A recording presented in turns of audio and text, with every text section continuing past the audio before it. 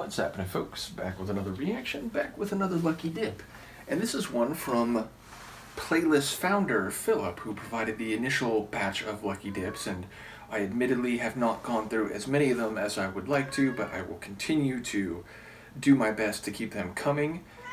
And the next tune, if Luca decides whether she wants to come up, here she comes.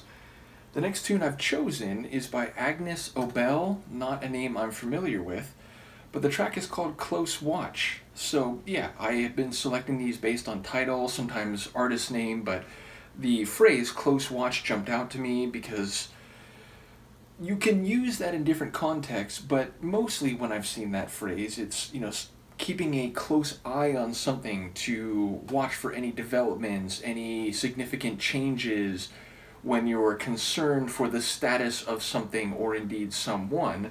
So I wonder if close watch is used in that type of phrasing. I suppose it could just literally mean a zoomed in and focused view of something, but usually there's more context or connotations to that beyond the visual aspect itself.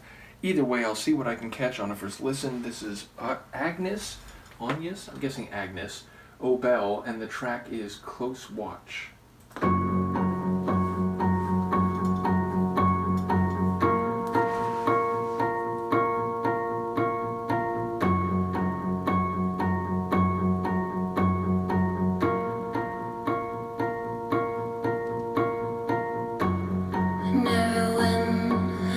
Never lose.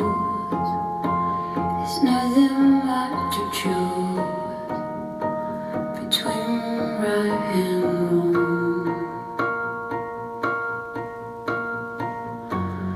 Nothing lost and nothing gained. Still things ain't quite the same between you and me. I keep a close watch on this heart of mine. I keep a close watch on this heart of mine.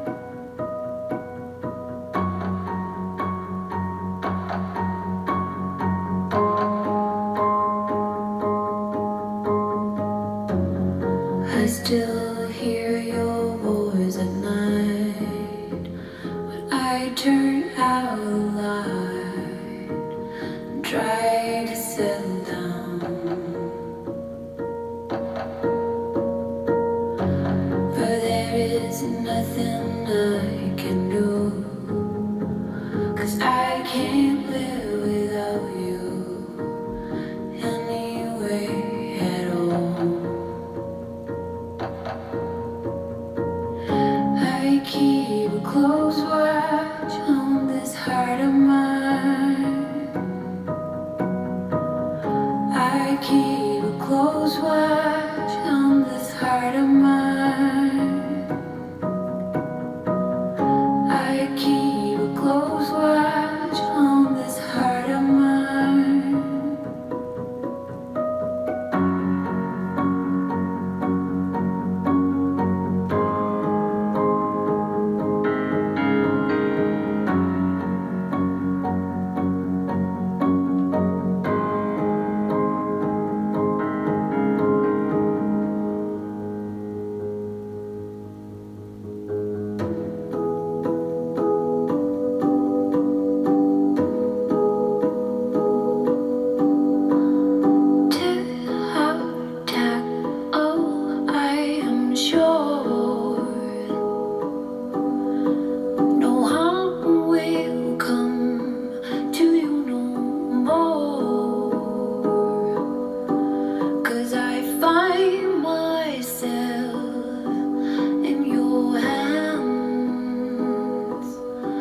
Don't you be so hard on yourself.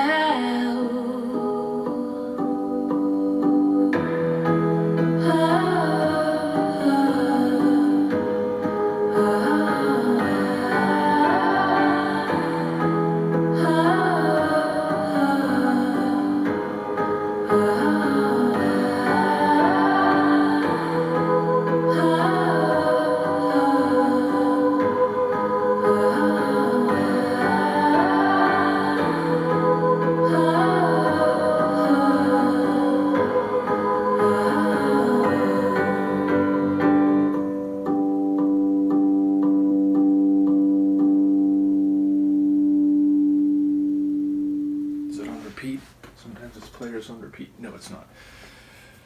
I would say the phrase that comes to mind is elegantly haunting. Sonically, it was elegant and soft, especially her vocals, and that like plucked or struck melodic line. It might have just been a piano, that like soft and light piano line, or melodic line rather. That was very gentle, but there was a suggestion of heaviness underneath it, and I think that like heavier piano chords and melodic line that really stood out at a couple different moments, that gave a hint of that low and relatively simple like pulsing bass line. There was also a bit of depth to that.